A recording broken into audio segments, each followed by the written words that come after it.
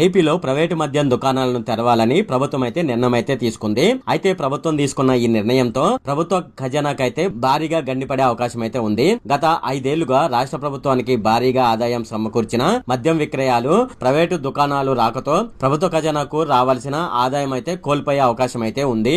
ఏపీలో ప్రభుత్వ మద్యం దుకాణాలను తీసివేయాలని ఎన్డీఏ కూటమి ప్రభుత్వం అయితే నిర్ణయించింది. అక్టోబర్ 1 నుంచి వచ్చే కొత్త మద్యం పాలసీ ప్రవేశపెట్టేందుకైతే ఆంధ్రప్రదేశ్ ప్రభుత్వం అయితే సిద్ధంగా ఉంది. అయితే ఇప్పుడు ఈ వీడియోలో ప్రభుత్వం కొత్తగా తీసుకువచ్చిన మద్యం పాలసీ గురించి, అలాగే ఇంతకు ముందు ప్రభుత్వం అంటే వైఎస్ఆర్సీపీ ప్రభుత్వం ఉంది కదా, ఆ ప్రభుత్వం ఉన్నప్పుడు మద్యం దుకాణాలను ఏ విధంగా నడిపేది, దాని వల్ల ప్రభుత్వానికి నష్టం వచ్చేదా లాభం వచ్చిందా అనే విషయాన్ని మనం ఈ వీడియోలో డిస్కస్ చేద్దాము. అంతేకాకుండా కొత్త మద్యం పాలసీ తీసుకురావడం వల్ల ప్రభుత్వానికి లాభం వస్తుందా లేదంటే మద్యం సిండికేట్లకు లాభాలను అయితే చేకూరుస్తుందా అనే విషయాలు కూడా మనం ఈ వీడియోలో డిస్కస్ చేద్దాము. ఈ వీడియోలోకి వెళ్లే ముందు నాదొక రిక్వెస్ట్ ఫ్రెండ్, అదేంటంటే ఈ వీడియో కనుక మీకు నచ్చినట్లయితే ఇక్కడ కింద ఉన్న రెడ్ కలర్ సబ్స్క్రైబ్ బటన్ మీద అయితే ప్రెస్ చేయండి. ఇలా మీరు రెడ్ కలర్ సబ్స్క్రైబ్ బటన్ మీద ప్రెస్ చేయడం వల్ల నేను చేసిన ప్రతి ఇన్ఫర్మేషన్ వీడియో అనేది అందరికంటే ముందు అప్డేట్ రూపంలో మీ మొబైల్ కి అయితే చేరిపోతుంది. ఇప్పుడు మనం వీడియోలోకి అయితే వెళ్ళిపోదాం.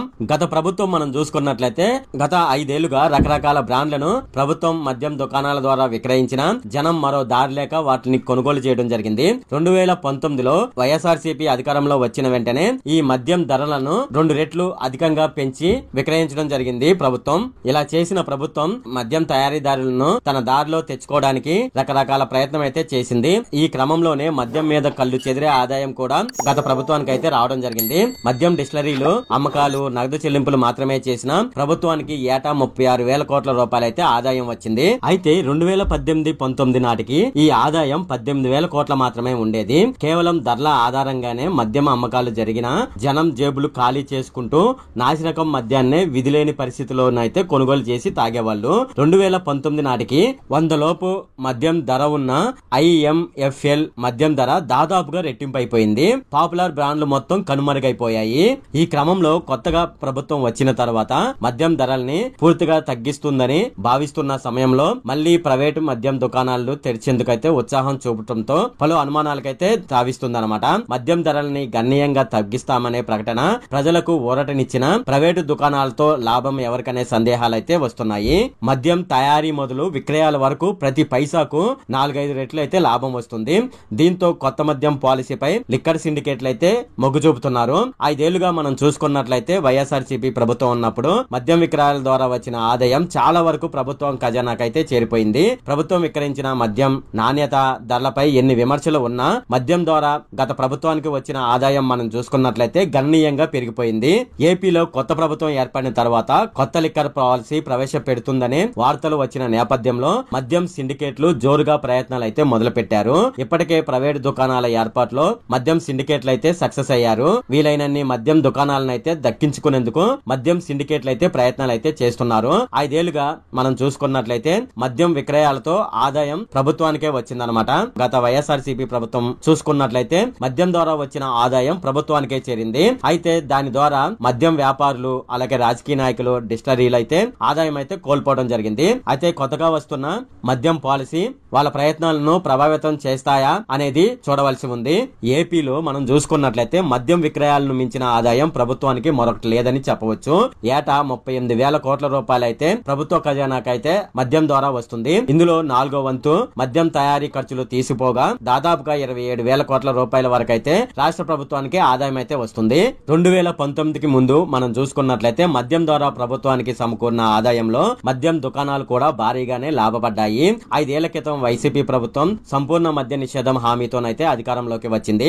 అధికారంలోకి వచ్చిన తొలి ఏడాదిలోనే మద్యం ధరలను ఎక్కువగా పెంచేసింది. 2019లో ఉన్న ధరలకు 2 రెట్లు ఎక్కువగా పెంచడంతో వినియోగదారులు ఇతర మార్గాలను అయితే ఎంచుకోవడం జరిగింది. అంటే వాళ్ళు ఏం చేశారంటే పొరుగు రాష్ట్రాల నుంచి భారీగా అక్రమ మద్యాన్ని అయితే రవాణా చేసుకున్నారు. అయితే దీన్ని అడ్డుకట్ట వేసేందుకు అక్రమ మద్యం రవాణానైతే ఆంధ్రప్రదేశ్ ప్రభుత్వం అయితే నిషేధించడం జరిగింది. ఇలా నిషేధించడం ద్వారా నాటు సారా తయారు చేసి తాగడం మొదలు పెట్టారనమాట. అయితే దీన్ని కూడా పూర్తిగా అరికట్టేందుకు సెట్ పేరిట ప్రత్యేక వ్యవస్థను అయితే ఏర్పాటు చేయడం జరిగింది. ఈ వ్యవస్థను ఏర్పాటు చేసినప్పటికీ ఇవేమి ప్రభుత్వం ఆశించినంత ఫలితాన్ని అయితే ఇవ్వలేదు. ఫలితంగా మద్యం ధరలను అయితే కొంత తగ్గించడం జరిగింది. అయితే నాణ్యత విషయంలో కూడా తీవ్రమైన విమర్శలు అయితే ఎదుర్కోవాల్సి వచ్చింది. ప్రభుత్వ మద్యం దుకాణాలు 2019కి ముందు మద్యం విక్రయాల ద్వారా వచ్చే ఆదాయంలో చాలా భాగం రాజకీయ నాయకుల జేబుల్లోకి వెళ్లిపోయేది. మద్యం వ్యాపారాన్ని ప్రభుత్వమే చేపట్టాలి చేపట్టడం ద్వారా రాష్ట్రానికి మేలు జరిగిందని చెప్పవచ్చు. గతంలో మద్యం తయారీదారులు, విక్రయదారులు, లీజుదారులు, రాజకీయ నాయకులు సిండికేట్లుగా ఏర్పడి మద్యం దుకాణాలను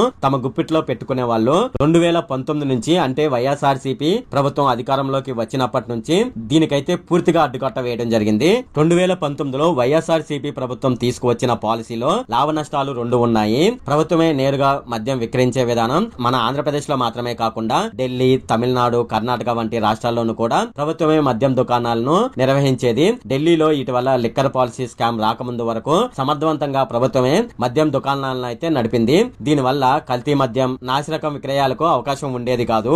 ఏపీలో కూడా ఈ తరహా మద్యం దుకాణాలను ప్రవేశపెట్టినప్పటికీ మరో పద్ధతిలో అక్రమాలు అయితే జరిగాయి. పూర్తిగా నగదుతోనే మద్యం విక్రయించడం, కొన్ని బ్రాండ్లు మాత్రమే అనుమతించడం జరిగింది. అంటే మనకు కావలసిన బ్రాండ్ అయితే ప్రభుత్వ మద్యం దుకాణాల్లో ఉండేది కాదు. అక్కడ ఉన్న బ్రాండ్లను మాత్రమే మనం కొనుక్కొని తాగవలసి వచ్చేది. అయితే ఇది ఒక డ్రాబ్యాక్ అని చెప్పవచ్చు. కొత్త మద్యం పాలసీ రూపకల్పన నేపథ్యంలో లిక్కర్ సిండికేట్ల ఒత్తిళ్లకు తలొగ్గితే చంద్రబాబు ప్రభుత్వం విమర్శలకు గురయ్యే అవకాశం అయితే ఉంది. మద్యం ద్వారా వచ్చే ఆదాయాన్ని కోల్పోవడానికి కారణమయ్యారనే నిందైతే చంద్రబాబు నాయుడు గారు అయితే మోయాల్సి వస్తుంది.